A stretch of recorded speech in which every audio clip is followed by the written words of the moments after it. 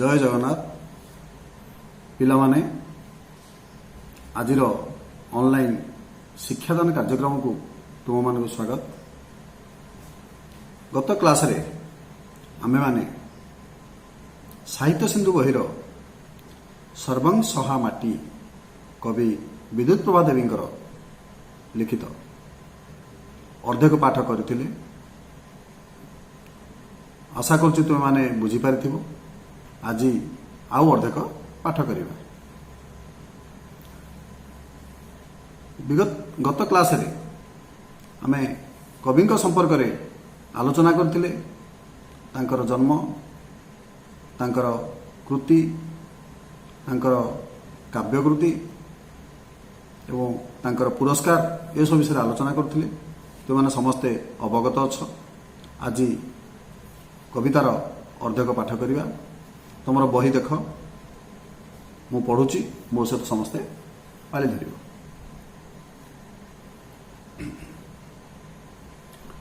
अमाप धरी जुते टिके मते निदा हेउ मोर छाती, निजे दुख सही ए जगत पाई लागी पड़े दिन राती।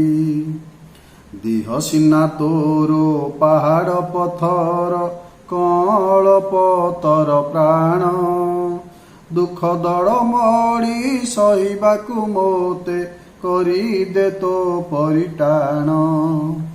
तोरो मुकती रे मोर मुकती मा, तोर हसे मोर हस, तोहरी अंतर आदेश चले मु घोषी तोर महाजस। चिर दुखर तो पाहांती अंधार, राति आसु अछि पाही। से नुआ सपने फुले मु आनंदे, जय गान तोर गाई। तू ही देव भूमि, तू ही वीर भूमि, तू ही मो भारत माँ। तोर पाद धूली मुंडे होई बोली, रखी तोहर ना। चेतना गरबा माटी, केउठी हजिची खोजी दे मोर चेतनार चाबिकाठी। पिले माने केते सुंदर कथा कवयित्री कहिसंती। कोन कहिसंती ना, निजे अमाप धरिजु दे टिके मते निदा हेउ मोर छाती। अमाप धरी जू माने ला धैर्य। हे माँ, हे जन्मभूमि, हे मातृभूमि, हे धरणी, तो अमाप धैर्य धरिछु, अत्यंत धैर्यशीला। से धैर्यरु मते टिके दे, कवि मागुछंती मते टिके दे। काहेकि ना, निदा हेउ मोर छाती, अर्थात मोर हृदय, मोर छाती निदा हो। छाती यदि निदा न हबो, छाती यदि कठोर न हबो, दुख सहिबार धैर्य यदि न रहिबो, ताले आमे दुख सही परिबेनी। माटी माँ को एते कष्ट देला परे से जो धैर्यर सहित से सबको धरी रखिछि, से धैर्य टिके कवि मागिछंती। अमाप धरिजु दे टिके मते निदा हेउ मोर छाती, निजे दुख सही ए जगत पाई लागी पड़े दिन राति। ए जगत पाई सबु दुख सही मु जेपरि लागी पड़े। अर्थात ए जीवन होची जगत पाई, परर उपकार रे मोर मंगल, परोपकाराय स्वर्गाय। पर उपकार पाई मु जन्म नेछि।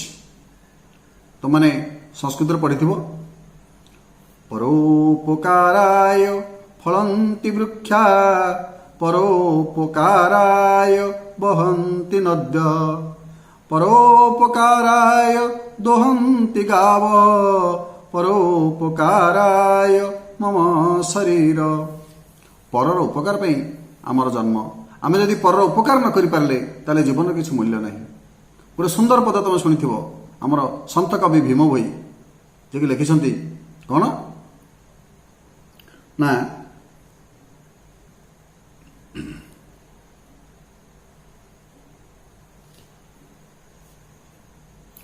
प्राणिक आरत दुख प्रमित, ଦେଖୁ ଦେଖୁ କେବା ସହୁ ମୋ ଜୀବନ ପଛେ ନର୍କେ ପଡ଼ିଥାଉ ଜଗତ ଉଦ୍ଧାର ହେଉ। ସନ୍ଥ କବି ଭୀମ ଭାଇ କହିଛନ୍ତି। ଆଜି ଆମର ଜାତିସଂଘରେ ସନ୍ଥ କବିଙ୍କର ପ୍ରତିମୂର୍ତ୍ତି ସ୍ଥାନ ପାଇଛି। ଏ ଯେଉଁ ମହନୀୟ ବାଣୀ ସେ କହିଯାଇଛନ୍ତି ସାରା ଜଗତ ପାଇଁ, ସେ ନିଜ ପାଇଁ କିଛି ମାଗି ନାହାନ୍ତି, ମାଗିଛନ୍ତି ଜଗତ ଖୁସିରେ ରହୁ। ଜଗତ ସୁଖରେ ରହିଲେ ଆମେ ସୁଖରେ ରହିବା। ଗୋପବନ୍ଧୁ କଥା ଜାଣିଥିବ, କ'ଣ କହିଛନ୍ତି ନା ମିଶୁ ମୋର ଦେହ ଏ ଦେଶ ମାଟିରେ, ଦେଶବାସୀ ଚାଲି ଯାଆନ୍ତୁ ପିଠିରେ, ଦେଶର ସ୍ୱରାଜ ପଥେ ଯେତେ ଗାଢ଼, ପୁରୁ ତହିଁ ପଡ଼ି ମୋ ରୋମାଂସ ହାଡ଼। ତେଣୁ କବିଟେ ମାଗିଛନ୍ତି, ହେ ମା ଧରିତ୍ରୀ, ହେ ମା ମୋତେ ଟିକେ ତୋର ଧୈର୍ଯ୍ୟରୁ ଅଳ୍ପ ଟିକେ ଦେ, କିଛି ଅଳ୍ପ ଦେ, ସାମାନ୍ୟ ଟିକେ ଦେ, ଯେଉଁଥିରେ କି ମୋର ଦୁଃଖ ସହିବାର ଧୈର୍ଯ୍ୟ ଆସିବ। ବୁଝିଗଲା? ତାର ପରପଦ ହେଲା କ'ଣ? ଦିହ ସିନା ତୋର ପାହାଡ଼ ପଥର, କଅଁଳ ପତର ପ୍ରାଣ। ଦେହ ସିନା ତୋର ପାହାଡ଼ ପଥର। ପିଲାମାନେ ଦେଖ, ପୃଥିବୀକୁ ଏଠାରେ ମାନବୀୟ ରୂପ ଦିଆଯାଇଛି। ଏ ଜନ୍ମଭୂମି ତାର ଦେହ ହେଉଛି ପାହାଡ଼ ପଥର। ଆମେ ଦେଖିବା ଯଦି ପୃଥିବୀର ପୃଷ୍ଠଭୂମି ସବୁଆଡ଼େ କ'ଣ ରହିଛି ନା ପାହାଡ଼, ପଥର, ନଦୀ, ନାଳ, ଗଛ ଏସବୁ ଜିନିଷ ରହିଛି। ତେଣୁ କବିଟି କହୁଛନ୍ତି ଯେ ତୋର ଦେହ ହେଉଛି ପାହାଡ଼ ପଥର। କାହିଁକି କହିଲେ ପାହାଡ଼ ପଥର? ନା ପାହାଡ଼ ପଥର ଦେଖିବାକୁ ବହୁତ ଟାଣ, ଦେଖିବାକୁ ବହୁତ ଟାଙ୍ଗରା, ବହୁତ ରୁକ୍ଷ। କିନ୍ତୁ ଏଟା ଗୋଟେ ସୁନ୍ଦର କଥା କହିଛନ୍ତି। ସେଇ ପାହାଡ଼ ପଥର, ସେଇ ରୁକ୍ଷତା ଭିତରେ ତାଙ୍କର ଅନ୍ତର ହେଉଛି ଗୋଟେ କଅଁଳ ପତର, ଅର୍ଥାତ ପତ୍ରର କୋମଳତା ତାଙ୍କ ଭିତରେ ରହିଛି। କଅଁଳ ପତର ପ୍ରାଣ। ଦୁଃଖ ଦଡ଼ମଡ଼ି ସହିବାକୁ ମୋତେ କରିଦେ ତୁ ପରି ଟାଣ। କବି କହୁଛନ୍ତି ଯେ ସଂସାର ଯେଉଁ ଦୁଃଖ ଜଞ୍ଜାଳ ଅଛି, ସଂସାର ହେଉଛି ଜଞ୍ଜାଳମୟ, ଦୁଃଖମୟ ଜୀବନ, ଯେଉଁଠି ଯନ୍ତ୍ରଣା ସେଇଠି। ତେଣୁ ଏ ଦୁଃଖ ଜଞ୍ଜାଳ ସହିବା ପାଇଁ ମୋତେ ଟାଣ କରିଦେ। ଆଉ କ'ଣ ଆମେ ଜାଣିଛେ, ଜନ୍ମଭୂମି କି ତାର ଦେହକୁ ପାହାଡ଼ ପଥର କହି ଅନ୍ତରକୁ କଅଁଳ ପଥର ସହିତ ତୁଳନା କରିବାର ଅର୍ଥ ହେଉଛି କ'ଣ ନା ରୁକ୍ଷତା ଭିତରେ, ବାହାର ଯେତେ ରୁକ୍ଷ ଦେଖାଯାଏ ଭିତର ସେତିକି ରୁକ୍ଷ ନୁହେଁ, ଅତି କୋମଳ। ତମାନେ ପିଲେ ଦୁଷ୍ଟ ହେଲେ ମା ତମାନଙ୍କୁ ଆକଟ କରନ୍ତି, ବାପା ତମକୁ ଆକଟ କରନ୍ତି, ରାଗନ୍ତି, ବାଡ଼ାନ୍ତି, ମାରନ୍ତି। ଭାରି ରୁକ୍ଷ, ତମାନଙ୍କୁ ଭାରି ବ୍ୟସ୍ତ ଲାଗୁଥିବ, ଭାରି ରାଗ ଲାଗୁଥିବ, ମୋତେ କାହିଁକି ବାପା ଏମିତି କହିଲେ, କାହିଁକି ମା ଏମିତି କହିଲେ। କିନ୍ତୁ ତାଙ୍କର ଅନ୍ତର ଭିତରେ ଗୋଟେ କୋମଳତା ଥାଏ, ସ୍ନେହ ଥାଏ, ଦୟା ଥାଏ। ଆଜି ତମେ କ୍ଲାସରେ ପାଠ ପଢୁଛ, ଶିକ୍ଷକ ତମମାନଙ୍କୁ ବାଡ଼ଉଛନ୍ତି, ହୁଏତ ତମ ଭିତରୁ ପିଲାମାନେ କେହି ଭାରି ରାଗୁଥିବ ସାରଙ୍କ ଉପରେ, ସାର୍ କାହିଁକି ଆମକୁ ମାରିଲେ। କିନ୍ତୁ ସେ ମାରିବା ପଛରେ କେତେ ସ୍ନେହ ଅଛି, କେତେ ଆଦର ଅଛି, କେତେ ଭଲ ପାଇବା ଅଛି, ତମେ କେବେ ଅନୁଭବ କରିଛ? ବହୁତ ଅଛି। ତୁମମାନଙ୍କୁ ବାଡ଼େଇଲା ପରେ ସାର୍ ଯେ କେବେ ଖୁସି ହୁଅନ୍ତି ତାହା ନୁହେଁ, ସେ ଦୁଃଖ କରନ୍ତି। ଆଉ ସେ ତୁମର ମଙ୍ଗଳ ପାଇଁ, ଯେମିତି ଡାକ୍ତର ଗୋଟେ ରୋଗୀର ରୋଗ ଉପଶମ କରିବା ପାଇଁ ଦରକାର ପଡ଼ିଲେ ତାଙ୍କୁ ଇଞ୍ଜେକ୍ସନ ଦିଆଯାଏ, ଅପରେସନ ବି କରାଯାଏ। ଏଇଟା ତାର ରୁକ୍ଷତା ନୁହେଁ, ଏଇଟା ତାର ହେଉଛି ସମ୍ବେଦନଶୀଳତା। ସେମିତି ଏ ଜନ୍ମଭୂମି ତାର ଉପର ଶରୀର ପାହାଡ଼ ପଥର ହେଲେ ବି ତାର ଅନ୍ତର ହେଉଛି କୋମଳ ପତ୍ର ସଦୃଶ। ଆଉ କ'ଣ?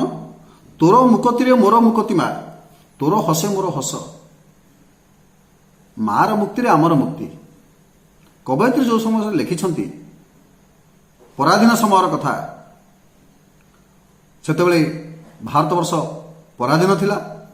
ଯଦି ଦେଶ ପରାଧୀନ, ଆମେ କେମିତି ସ୍ୱାଧୀନ ହୋଇପାରିବା? ଯେତେବେଳେ ଦେଶ ସ୍ୱାଧୀନ ହେବ, ସେତେବେଳେ ଆମେ ସ୍ୱାଧୀନ ହେବା।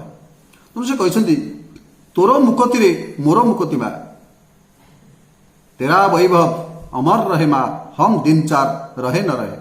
ମୁଁ ରହିବା ନ ରହେ, ତୋର ବୈଭବ ଅମର ରହୁ। ତେଣୁ ଦେଶ ସ୍ୱାଧୀନ ହେଲେ ଆମେ ସ୍ୱାଧୀନ ହେବା। ତେଣୁ ଦେଶ ମୁକ୍ତି ପାଇଲେ ଆମେ ମୁକ୍ତି ପାଇବା।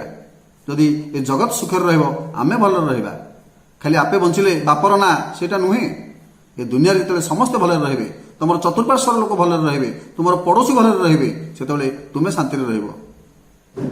ତେଣୁ ତୋର ମୁକତିରେ ମୋର ମୁକତି ମା, ତୋର ହସେ ମୋର ହସ। ଘର ଭିତରେ ଯଦି ମାର ମନ ଭଲ ଅଛି, ତାହେଲେ ଆମକୁ ଭଲରେ ଖାଇବାକୁ ମିଳିବ, ଆମକୁ ଭଲରେ ସେବା ମିଳିବ।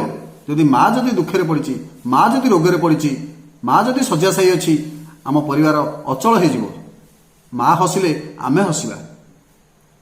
ଆଉ କ'ଣ ନା ତୋହରି ଅନ୍ତର ଆଦେଶ ଚଳେ ମୁଁ ଘୋଷି ତୋର ମହାଯଶ। ତୋର ଯେଉଁ ମହାଯଶ ରହିଛି, ଆମର ଭାରତ ମାତାର ଯେଉଁ ପୂର୍ବ ଯଶ ଗୌରବ ସବୁ ରହିଛି, ତାକୁ ହିଁ ମନେ ପକାଇ ମୁଁ ଉତ୍ଫୁଲ୍ଲିତ ହୁଏ। ଆଉ କ'ଣ କହୁଛନ୍ତି ନା ଚିର ଦୁଃଖର ତୋ ପାହାନ୍ତି ଅନ୍ଧାର ରାତି ଆସୁଅଛି ପାଇ। ଚିର ଦୁଃଖର ପାହାନ୍ତି ଅନ୍ଧାର। ଭାରତବର୍ଷ ଦୀର୍ଘ ବର୍ଷ ଧରି ପରାଧୀନ ହୋଇ ଆସିଛି, ବିଦେଶୀ ଶାସକମାନଙ୍କ କବଳରେ କବଳିତ ହୋଇଛି। ଭାରତବର୍ଷକୁ ପର୍ଯ୍ୟାୟକ୍ରମେ ଶକ୍ ଆସିଛନ୍ତି, ହୁନ୍ ଆସିଛନ୍ତି, କୁଷାଣ ଆସିଛନ୍ତି, ମୋଗଲ ଆସିଛନ୍ତି, ତାତାର ଆସିଛନ୍ତି, ବିଭିନ୍ନ ପ୍ରକାର ଜାତି ଆସିଛନ୍ତି। ଶେଷରେ ଇଂରେଜ ଜାତି ଆସିଛି, ଯିଏକି ଦୀର୍ଘ ବର୍ଷ ଧରି ଭାରତକୁ ପରାଧୀନ କରି ରଖିଛି, ଭାରତକୁ ଗୋଲାମ କରି ରଖିଛି। ଯେତେବେଳେ ସ୍ୱାଧୀନତା ଆନ୍ଦୋଳନ ଚାଲିଛି, ଭାରତ ସ୍ୱାଧୀନତା ପାଇବ ଏକଥା ନିଶ୍ଚିତ। ତେଣୁ କବି କହୁଛନ୍ତି ଯେ ଚିର ଦୁଃଖର ତ ପାହାନ୍ତି ଅନ୍ଧାର ରାତି ଆସୁଅଛି ପାହି। ରାତ୍ରି ଆରମ୍ଭ ହେଉଛି ସନ୍ଧ୍ୟାବେଳୁ। ଯେତେବେଳେ ସନ୍ଧ୍ୟାବେଳେ ରାତ୍ରି ଆରମ୍ଭ ହେବ, ଆମ ପାଖରେ ସାରା ରାତି ସମୟ ରହିଛି। କିନ୍ତୁ ଯେତେବେଳେ ପାହାନ୍ତା ହେଇଯିବ, ଆମେ ଜାଣିଲେ ଯେ ଆଉ ଅଳ୍ପ ସମୟ ପରେ ଆଲୋକ ଆସିବ, ସୂର୍ଯ୍ୟ ଆସିବେ, ସକାଳ ହେବ। ସେଟା ହେଉଛି ଗୋଟେ ଖୁସିର କଥା ଯେ ଆଉ ରାତି ବେଶୀ ସମୟ ନାହିଁ। ତେଣୁ ସ୍ୱାଧୀନତା ଆନ୍ଦୋଳନ ସମୟର କଥା, ଯେତେବେଳେ ସ୍ୱାଧୀନତା ପାଇଁ ଆନ୍ଦୋଳନ ଚାଲିଛି, ଏଟା ହୃଦବୋଧ ହେଉଥିଲା, ପ୍ରତ୍ୟୟ ହେଉଥିଲା ଯେ ଆଉ ଅଳ୍ପ ଦିନ ପରେ ଏ ଦେଶ ନିଶ୍ଚୟ ସ୍ୱାଧୀନ ହେବ, ପରାଧୀନତାର ଅନ୍ଧାର ହଟିଯିବ, ସ୍ୱାଧୀନତାର ନୂତନ ଆଲୋକ ଆସିବ। ତେଣୁ କବି କହୁଛନ୍ତି ଯେ ଚିର ଦୁଃଖର ତୋ ପାହାନ୍ତି ଅନ୍ଧାର ରାତି ଆସୁଅଛି ପାଇ। ଆଉ ସେଇ ଖୁସିରେ, ସେ ନୂଆ ସ୍ୱପ୍ନରେ ଦିନେ ଦେଶ ସ୍ୱାଧୀନ ହେବ। ଏଇ ଯେଉଁ ସ୍ୱପ୍ନ କ'ଣ ହେଇଛି ନା ସେ ନୂଆ ସପନେ ଫୁଲେ ମୁଁ ଆନନ୍ଦେ ଜୟଗାନ ତୋର ଗାଇ। ଯେ ଦେଶ ଆମର ସ୍ୱାଧୀନ ହେବ, ଏଇ ଖୁସି, ଏଇ ଆନନ୍ଦରେ ବିଭୋର ହୋଇକି ମୁଁ ତୋର ଜୟଗାନ ଗାଉଛି। ବନ୍ଦେ ମାତରମ୍, ଭାରତ ମାତା କି ଜୟ। ଆଉ କ'ଣ କହିଛନ୍ତି ନା ତୁହି ଦେବଭୂମି, ତୁହି ବୀରଭୂମି, ତୁହି ମୋ ଭାରତ ମା। ଏ ବୀର ପ୍ରସବିନୀ ଭାରତ ମାତା କେତେ କେତେ ବୀରଙ୍କୁ ଜନ୍ମ ଦେଇଛି, ଯାହାର କୋଳରେ ଜନ୍ମ ନେବା ପାଇଁ ଦେବତାମାନେ ମଧ୍ୟ ଓହ୍ଲେଇ ଆସନ୍ତି।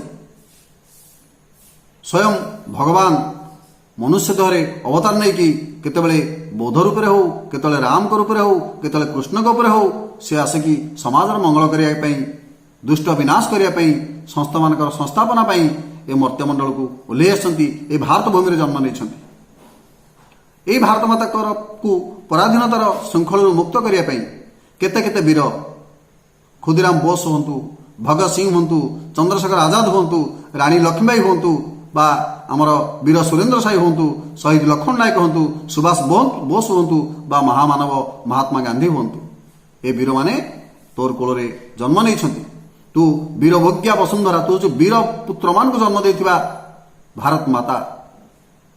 ଯେଉଁ ଭାରତ ମାତା ଦିନେ ଐଶ୍ୱର୍ଯ୍ୟରେ ବିଭବରେ ପରିପୂର୍ଣ୍ଣ ଥିଲା, ପର୍ଯ୍ୟାୟକ୍ରମେ ଭାରତର ଲୋକମାନେ ନିଜର ସଂସ୍କୃତିକୁ ଭୁଲି ଯାଇଛନ୍ତି, ପରାଧୀନତାର ଶୃଙ୍ଖଳରେ ବାନ୍ଧି ଯାଇଛନ୍ତି।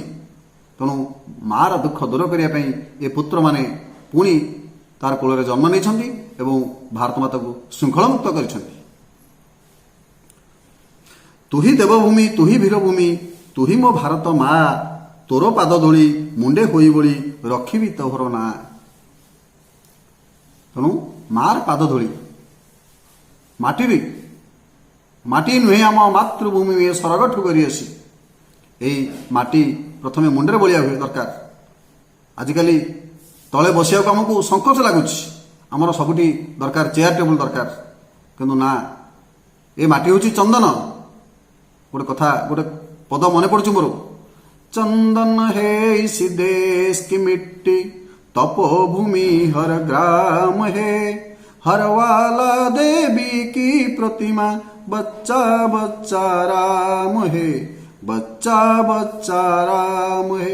चंदन है इस देश की मिट्टी, चंदन को आम जो मुंडे बोलुचे, ए देशर माटी को आम मुंडे बोलिबा दरकार।